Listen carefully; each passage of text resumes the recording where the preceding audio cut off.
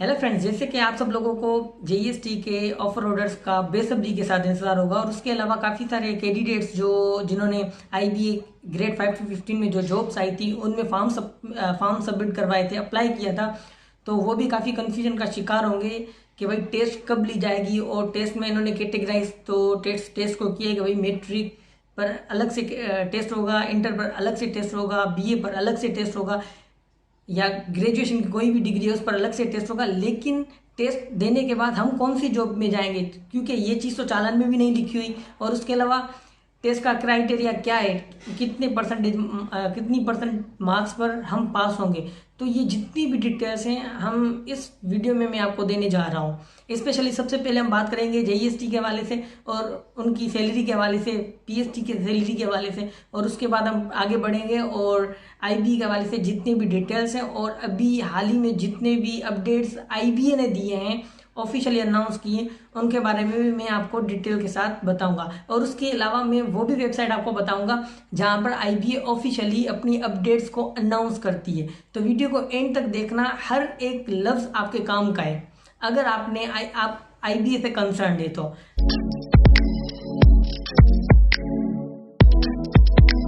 तो दोस्तों सबसे पहले आते हैं जेईएसटी के प्रोसेस पे। इलेक्शन की वजह से प्रोसेस बिल्कुल रुक गया था, पर अभी इलेक्शन ख़त्म हो गए हैं तो एजुकेशन मिनिस्टर मुराद शाह ने काम तेज़ करने की डायरेक्शन दी है, जिस वजह से सेक्रेटरी अकबर लिगारी भी काफ़ी सारे डीओस से मीटिंग्स कर रहे हैं। बल्कि अब तो डीओस के साथ टीओस के साथ भी मीटिंग कर रहे हैं। और इस सिलसिले में 3 जून को वो मीरपुर खास, सांगर और जामशरो के डीओस के साथ उन्होंने मीटिंग की, जिससे ये क्लियर हो गया कि सांगर डिस्ट्रिक्ट के तालका, टंडवादम, सिंजोरो और खिपरो को ईद से पहले ऑफर ऑर्डर दिए जाएंगे। आप स्क्रीन पर इन चीज़ों के सबूत भी देख रहे हैं। और ईद से पहले सिर्फ और सिर्फ एक ही वीक आ रहा है जो अभी चल रहा है, तो इसी वीक के अंदर अंदर इन तालकास को ऑफर ऑर्डर्स दिए जाएंगे।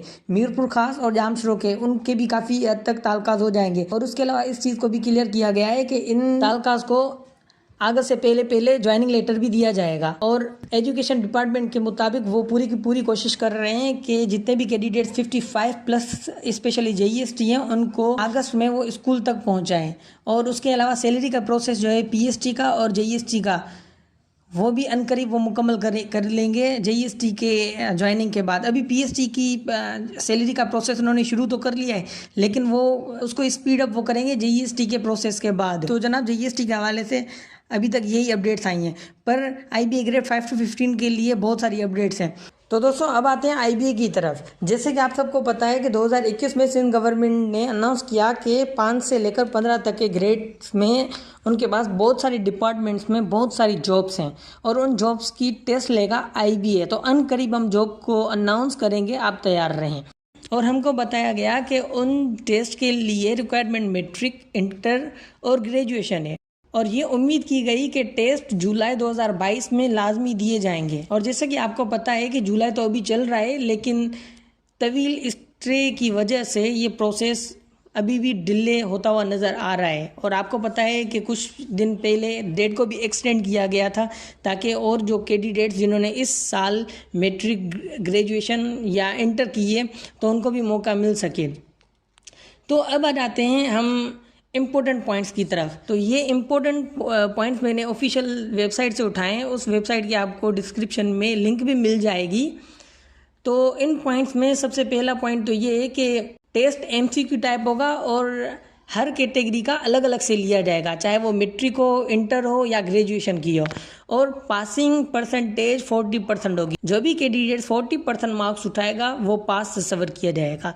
और पास कैंडिडेट्स अगर उनमें से कोई रह जाता है तो उनको 3 साल के लिए वेटिंग में डाल दिया जाएगा। 3 साल के अंदर अंदर कोई भी वैकेंसी अगर खाली हो जाती है तो उसको वहाँ पर एडजस्ट किया जाएगा। हो सकता है कि आप पहली लिस्ट में ही एलिजिबल बन जाएं और आपको जॉब मिल जाए, लेकिन अगर आप बदकिस्मती से वेटिंग लिस्ट में जाते हो तो ये डिपेंड करेगा कि जब पोस्ट खाली होगी आपको उस टाइम ही वहाँ पर एडजस्ट किया जाएगा। और आपको और कंसर्न डिपार्टमेंट में इंटरव्यूज भी आपसे लिए जाएंगे। और उसके अलावा टेस्ट का जो सेंटर होगा वो आपने जो पोर्टल पर, आईबी का जो पोर्टल है वहाँ पर एप्लीकेशन जब सबमिट कर रहे थे, जो भी आपने सेंटर लिखा है वहाँ पर सिलेक्ट किया है वही सेंटर में, उसी सेंटर में आप अपनी टेस्ट दोगे।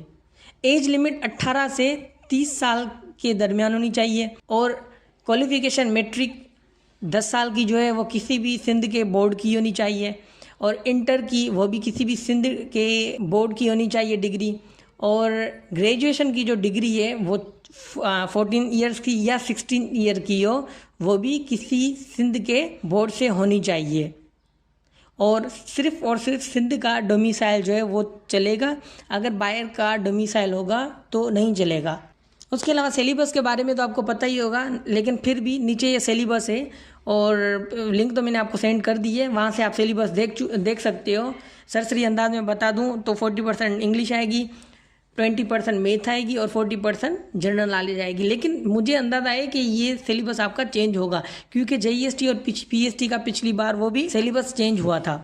तो अब आ जाते हैं अपने मेन क्वेश्चन की तरफ कि भाई IBA ने टेस्ट को तो कैटेगराइज किया है, लेकिन IBA ने हमें ये नहीं बताया कि कौन सी जॉब किस बंदे को मिलेगी। तो ये जितनी भी जॉब्स हैं वो टॉप टू बॉटम दी जाएंगी। अगर एक जॉब के लिए 2 बंदे विलिंग है और दोनों ने ही पासिंग मार्क्स उठाएं तो वो जॉब उस बंदे को मिलेगी जिसने ज़्यादा मार्क्स उठाए हैं। फिर सेकंड नंबर वाले से पूछा जाएगा, फिर थर्ड नंबर वाले से, फिर फोर्थ नंबर वाले से पूछा जाएगा। मतलब ज़्यादा मार्क्स उठाने का मतलब ये होगा कि आपको चॉइस मिलेगी आपकी पसंद की जॉब की। तो इस टेस्ट में जितने ज़्यादा आपके मार्क्स होंगे उतना ही ज़्यादा चांसेस होगा कि आपको आपकी पसंद की जॉब मिल सके। तो भाई ये थे आज के मेजर अपडेट्स IBA के हवाले से। अब आ जाते हैं IBA की ऑफिशियल वेबसाइट की तरफ। भाई ये जो वेबसाइट है IBA की, इसमें IBA जितनी भी अनाउंसमेंट करती है वो यहाँ पर आते हैं और उसी लम्हे जब वो अनाउंस करती है उसी लम्हे इस वेबसाइट पर ये अनाउंसमेंट आ जाती है और इस वेबसाइट की भी मैंने आपको लिंक डिस्क्रिप्शन में दे दी है। तो अब आ जाते हैं एग्जामिनेशन डेट अनाउंसमेंट की तरफ। तो ऐसी अनाउंसमेंट आपने कहीं से नहीं सुनी होगी और अनाउंसमेंट हुई भी नहीं है।